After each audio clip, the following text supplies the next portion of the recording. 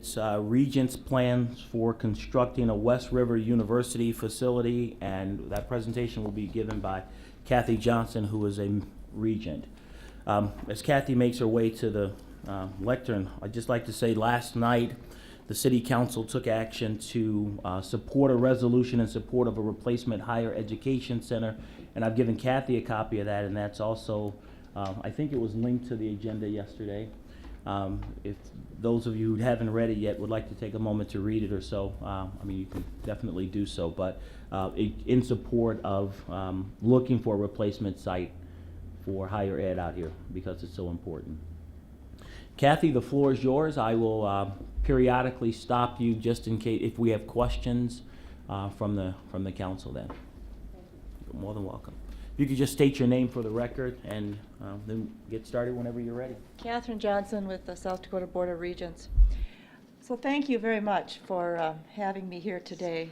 I know that many of you are familiar with this project in some form or another, so I will give kind of an abbreviated story of it, and then hopefully there'll be plenty of time for any discussion or questions that you might have. And I really do appreciate the resolution that you passed last night. I think that it goes a long way in starting to develop the level of support that we'll need from the local area to get this thing moving through the legislature.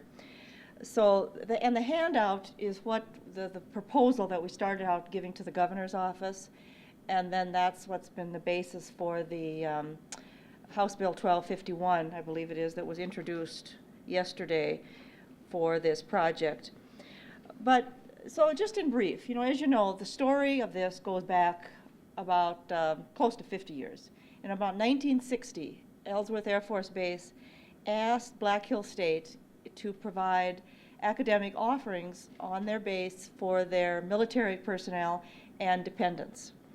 And that enterprise has been going on and growing over these years until at the current time, where all of the 5 public universities, with the exception of School of Mines, which is resident here, has provided offerings at Ellsworth.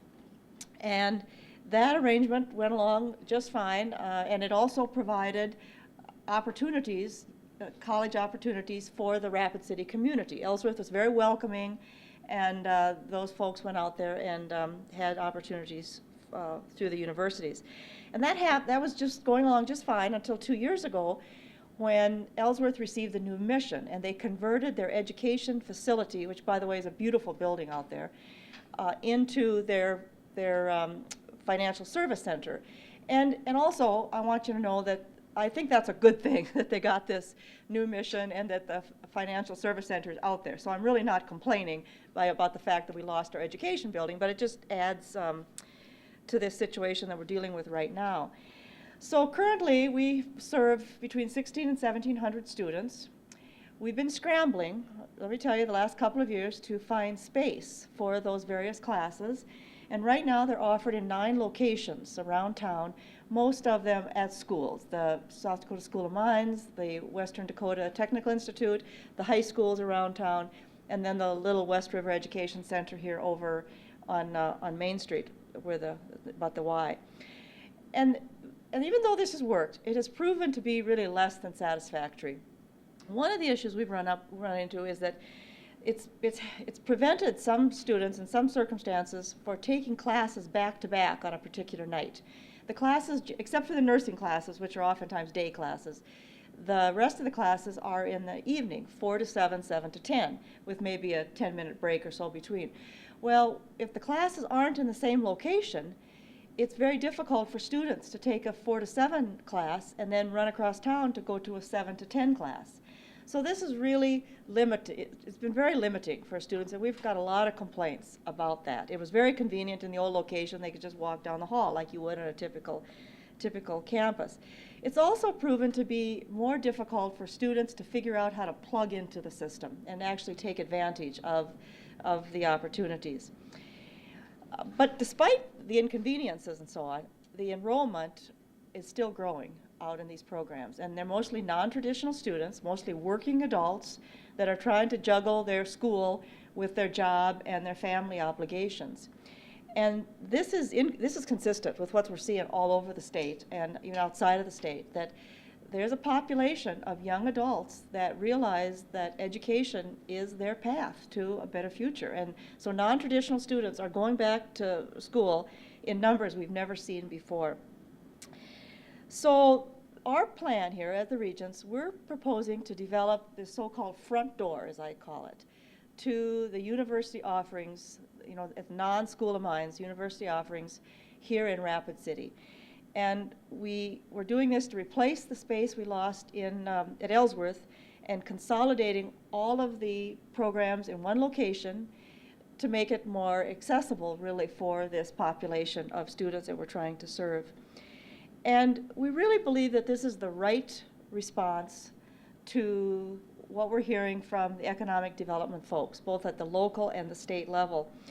The governor's had a workforce development task force for some time now, and that task force has concluded that South Dakota in general will need about a 20% increase in our workers that have some post-secondary education. This includes college as well as the technical institutes, graduates, over the next few years, or we're to even stay in the game here in the world of the growing economy.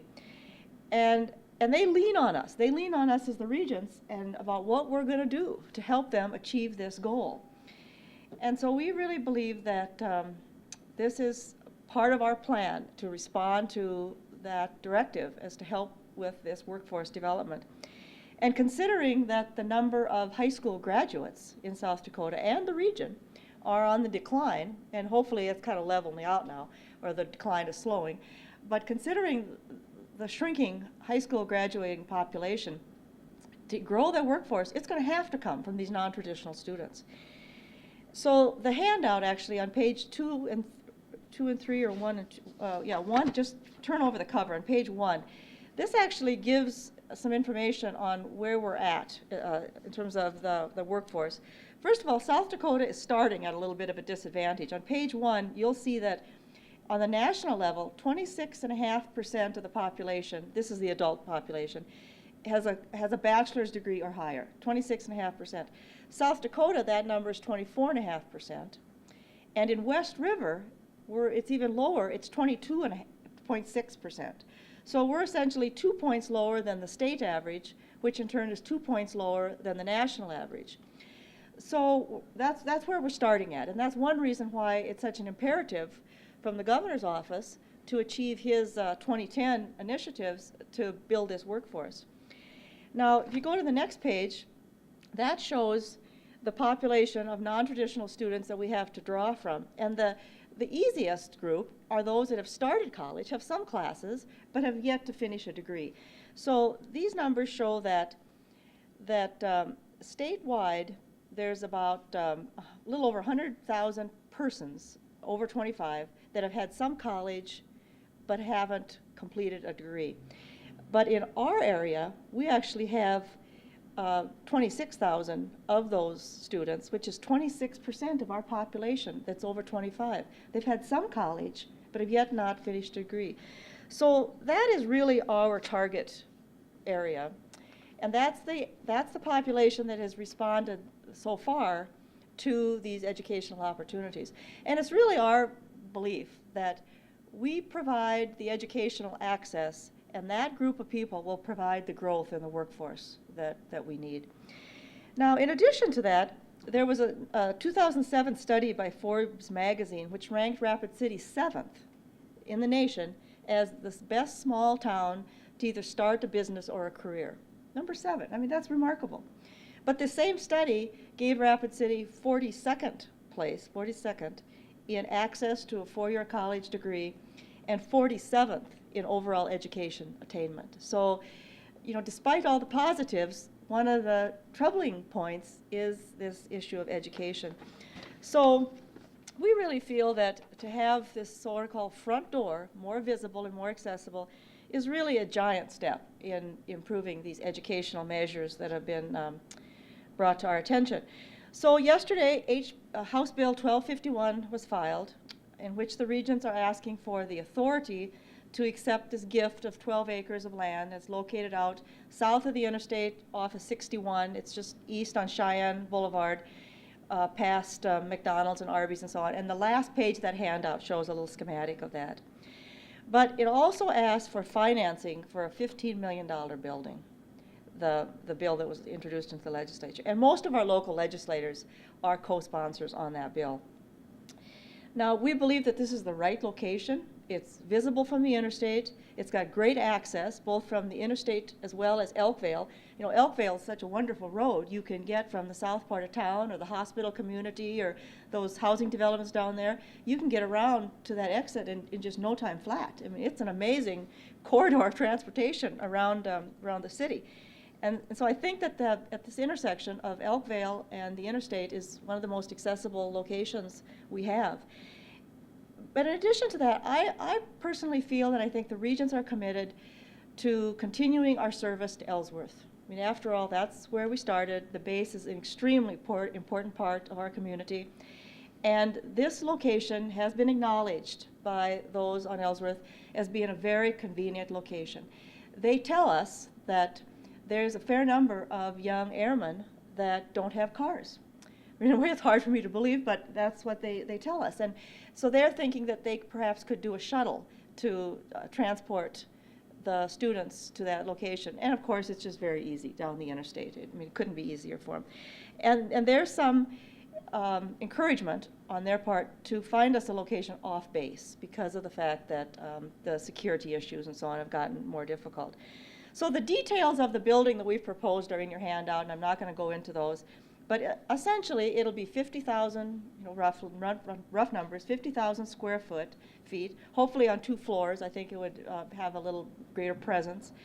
And it's going to be a very big parking lot. You know, this is a commuter campus. There's never going to be dorms. There's never going to be housing type things. So it's going to be a commuter campus. So people will be driving there to take their classes. So parking is a real issue. Now, we realize that a likely legislative outcome to this will be less than the total amount needed for construction. We realize that. So we're exploring options right now and have been for a while about ways to close this funding gap that we anticipate. Now, we don't really know the magnitude of that funding gap. It really depends on what comes out of here.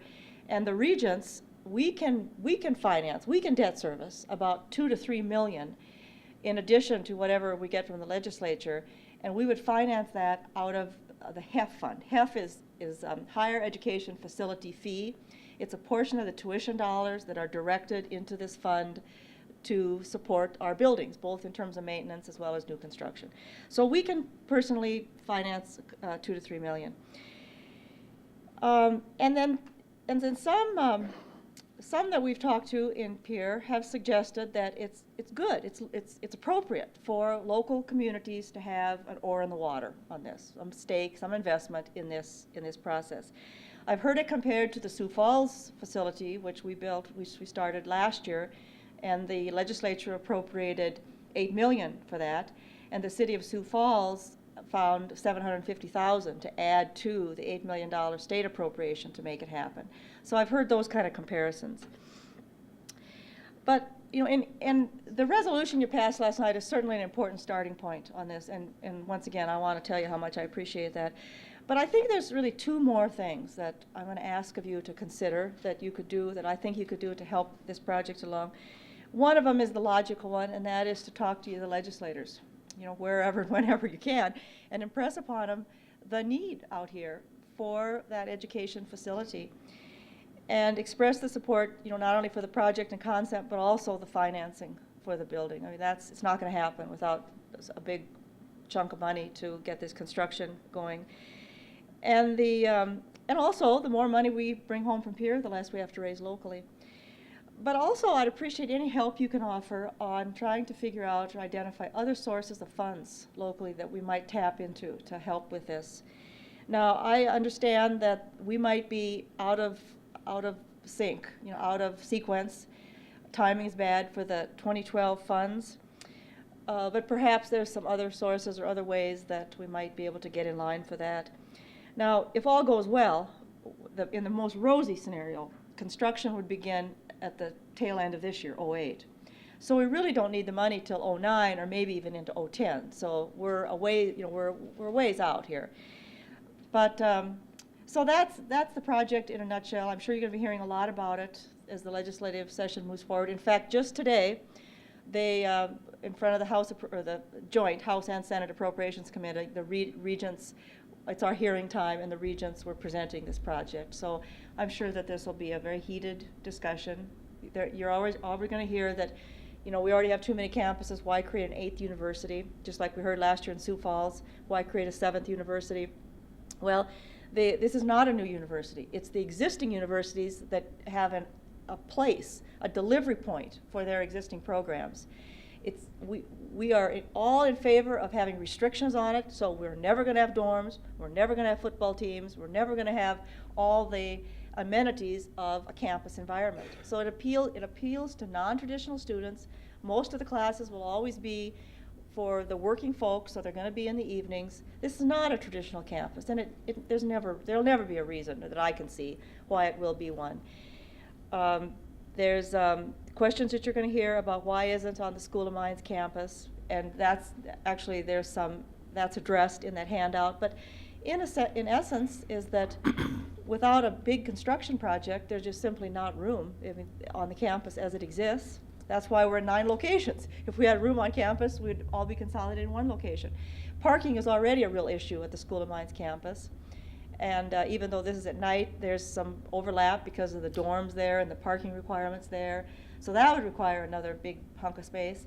And the concern that came out of Ellsworth is that it's not very accessible. That's the upshot. They wanted a place where it was a little easier to get to. And I really feel like we probably owe them that. So anyway, it's going to be a little bit of a scramble here to come up with how to fund the building. But any ideas you have, any help you can provide, why, I'm here to work with you. So thank you very much for hearing me out today. Kathy, thank you. We do have some lights on for committee members. First, we'll go to Alderman Quaker. Thank you for the excellent presentation. I have a question for you.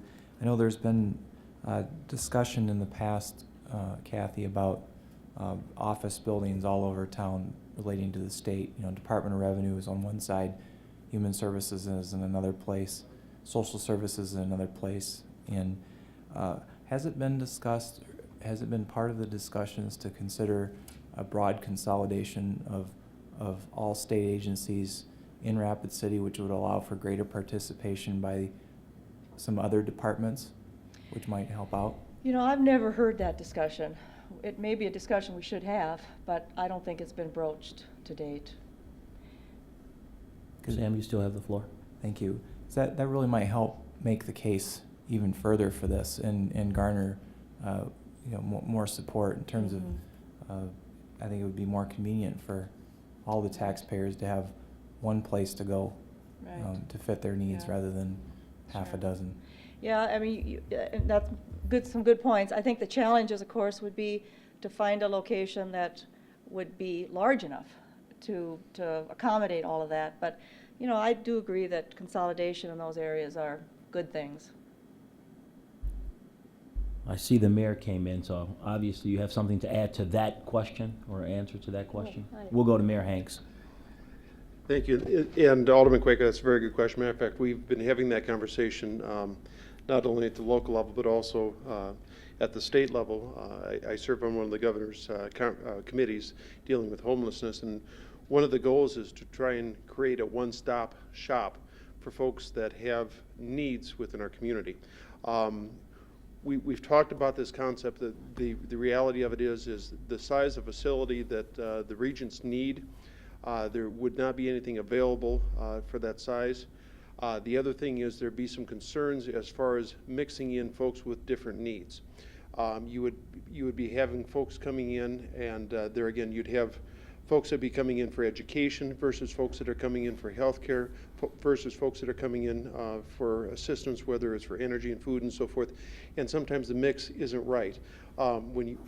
So I appreciate your suggestion. They've looked at it. Unfortunately, knowing the size of the facility that the regions have, quite honestly, there's not a building in town that would work to consolidate all those. You could do one or the other, and I will be coming forward as the details get ironed out on some proposals as far as doing one-stop for community health and other services. But as far as trying to combine the regions and so forth, I can tell you, we've already looked, and there's not a building in town large enough to do that. But conceptually, it is a good idea. Thank you, Mayor. Next, we'll go to Councilmember Hadcock. I'd just like to thank Mr. Chapman for bringing this forward with you, Kathy, to economic development and to our city council, and I think this is a great project. I think working with education, county, and city together to make a team in order to get this done is a good thing. I have looked into some of the things that you have done, Miss Kathy, and you're a great lady, is what I've seen. And I really never knew much about you, so what you're doing for our community is good, and I see this getting done because you have the reputation of that, and I appreciate that.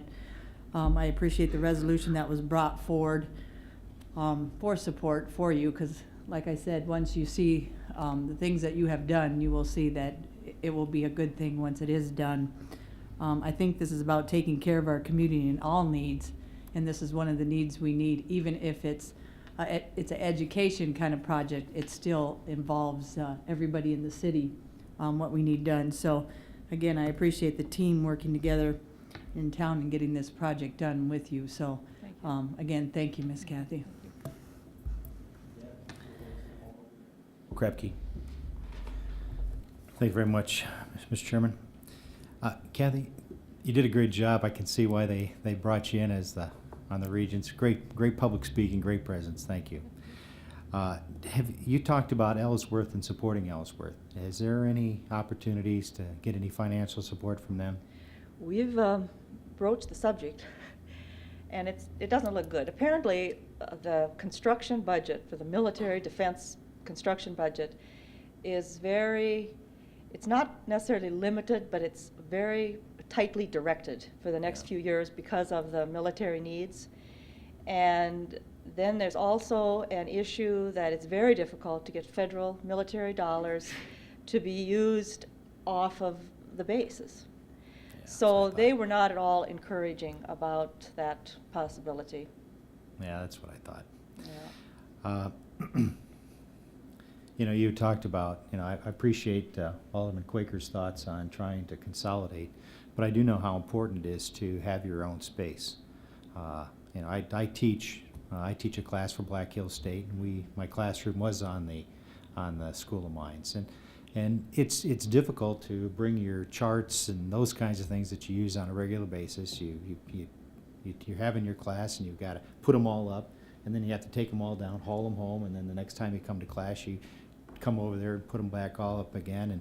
And so it's kind of nice to have your own classroom just for those kinds of reasons, or at least a place to store them. And you couldn't do that at the School of Mines, not for the teachers that we had for Black Hills State, and others for that matter.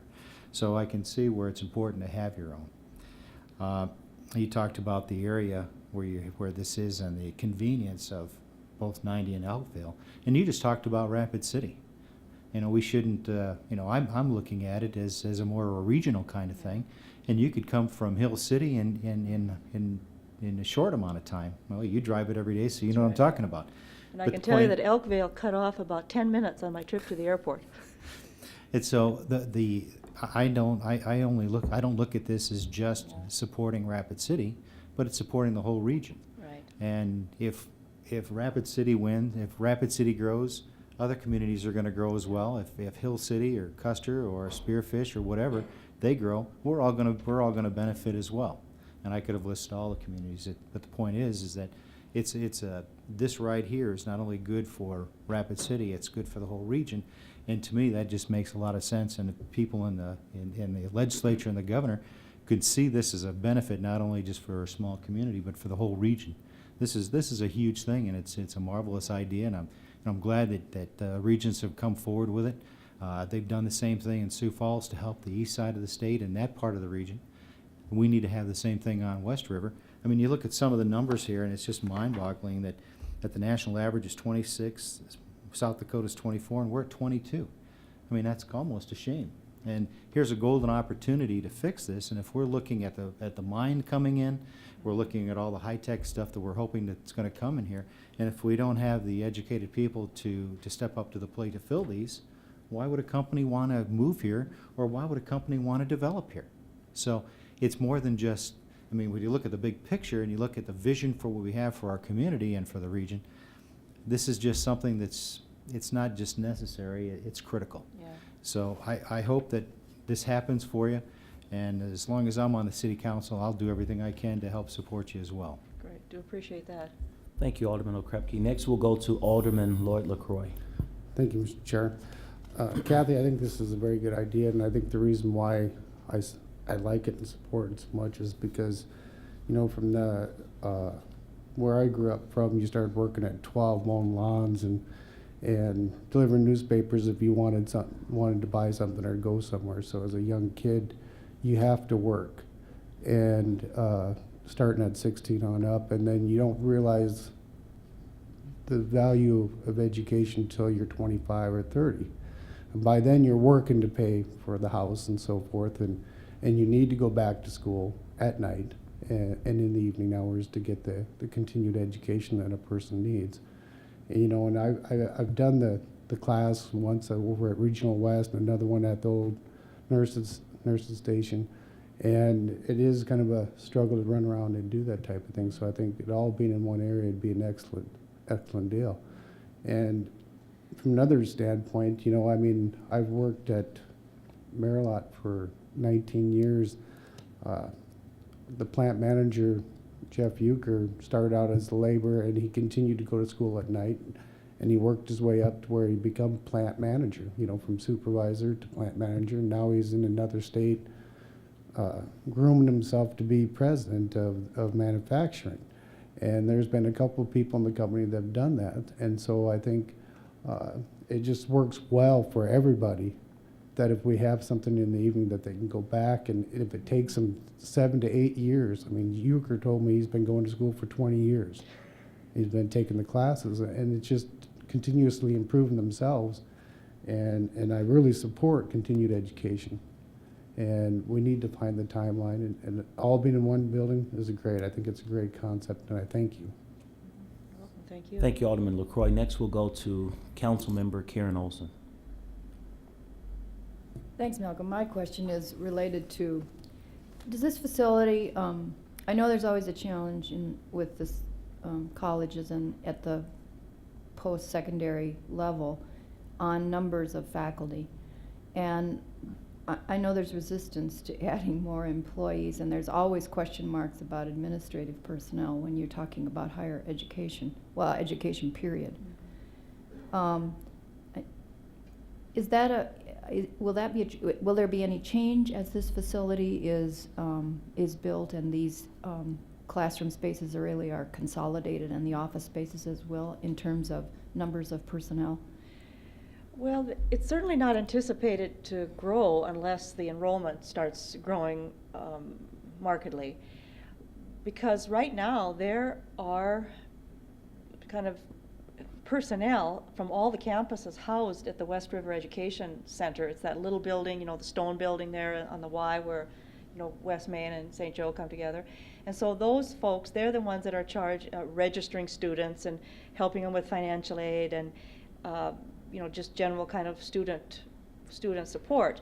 Those folks will move out to this new facility where there is potentially a savings actually in employees, and I don't know this for a fact, but it could be, is that right now South Dakota State has their A building, you know, up there. It's kind of in a very difficult place to find, but it's off of Deadwood Avenue, the Ag Center they call it. You know, some of those folks can also move here, and then there might be some savings on South Dakota State's end because they won't have to have some people there, and the people at the West River Education Center, they can be all kind of combined. But it's certainly not anticipated, this won't require any more people by any means, unless it's just teachers to keep up with growth of enrollment. Well, the reason I ask that is that sometimes that's used as a stumbling block to growth in higher Right, education. I know, yeah. No, I don't really, I've not heard that from anybody. In fact, one of the benefits of this is because operational costs are always one question that we get asked. And the answer to that question is that we pay a fair amount of rent. Even if we have a class at Central High School, it's not free. You know, we had a lot of classes at Douglas High School. They weren't free. I mean, we rent those spaces. And so all of that rent money, even at South Dakota School of Mines, Black Hills and USD pays rent, you know, so there's this internal shifting of money. But all of those funds will be used to operate and maintain this facility. So in that part, it's just a redirecting of the funds we already have. So I really don't think, I mean, I know exactly what you're saying, that this operational and personnel and stuff is oftentimes used to question projects. But I think we've got the bases pretty well covered on this one.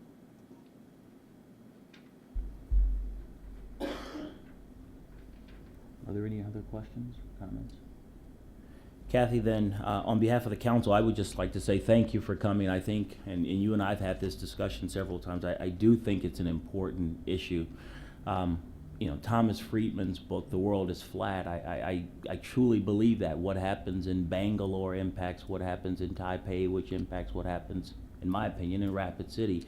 And I think the same is true of education as we look at it across the state. What happens in Brookings impacts what happens in Vermillion and so forth. And to be able to create an outlet whereby, a physical outlet where students can come and take classes that's pretty centrally located, I think is important. One of the things that I just would like to add is that I do think that higher ed is about economic development in our community. I think there's a role for Rapid City somewhere in this equation. I'm not sure what that role is. We don't take action on items at this meeting, but I jotted down the two things in particular that you asked us to do, and I'm sure we will have discussion about those as a council. But I say it's economic development because what we're doing is educating potentially the future workforce of Rapid City. Right. And not just Rapid City, but our region. So there is a huge role, and cities and counties and educational facilities, regents, school boards are collectively figuring out better and more useful ways to use those tax dollars and roll out things that make more sense for communities. So as this moves through the legislature and the regions stay engaged and our community stays engaged, I'm sure that we will have discussion about it and try to figure out some role for the city of Rapid City as well. Well, I appreciate So, that. thank you And if very I could much. just add one more Absolutely. thing that came to my mind as you were speaking, you know, regarding your question, Mr. Koiker, about the consolidation. I have had discussions with both Dr. Wharton with the school district, and then there's been discussions with Dr. Gross out at Western Dakota Technical Institute about could some of this space be shared with, you know, the other education. And on both fronts, there seems to be kind of an eagerness. In fact, the wheel started turning for Dr. Wharton about his view is one of the areas that he doesn't feel that, he feels that could be more could be done is in the area of college prep at the high school level. And right now there's not a place for that either in the high school system. So, you know, he was thinking about, well, maybe that could be the place for, you know, some of the college prep to take place. And that would be a daytime activity, of course, and it really wouldn't get in the way. And so, I mean, all of these discussions are just in their infancy, but I do think that there seems to be kind of a sense that, you know, we could make this work for us, make it work for all of us. So anyway, Kathy, we do have another light. We'll go back to Councilmember Olson. Kathy, the one question I had that I would really like to return to is, do you have some idea what the mix in Sioux Falls is for the local effort? in terms of money? In terms of, I mean, is it a public-private partnership or? Oh, um, no, it's, in terms of the ownership, it's a No, Board of the- Regents thing, but, You described a $700,000 Oh, Sioux they Falls actually- effort, and yeah. I just was trying to feel Okay. if those are private individuals or businesses no, or what it that was mix is. their equivalent, I think there's two components to that. About 500,000 was from the city directly, and it was used to do flat work, if you will, like help with the parking lot or, you know, that part of the construction budget, and it was just a gift, I believe, from the city.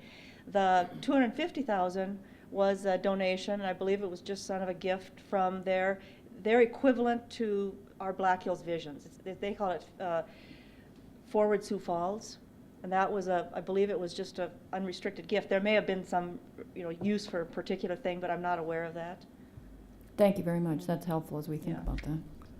Kathy, just a last comment. We have made your proposal or the Regent's proposal available to all the media, so we've given them copies. Good. So one of the reasons that you're here today is to just get that word out. So we have already started that process of trying to help by making sure Yes. that they have all that information and however they use it, but the media does have that information. So. Great, thank you. Any other questions or comments for Kathy before we adjourn?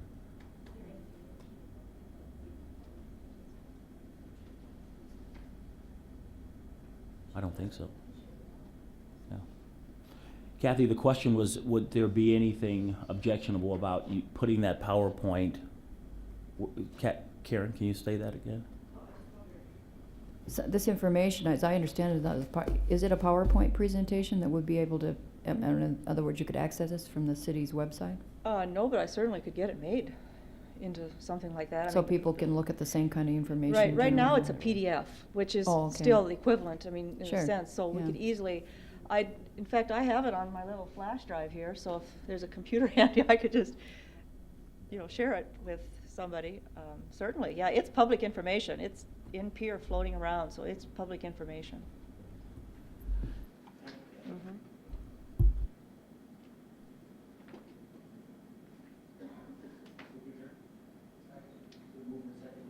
Any discussion? All in favor indicate by saying aye. We are adjourned. Marvelously chaired.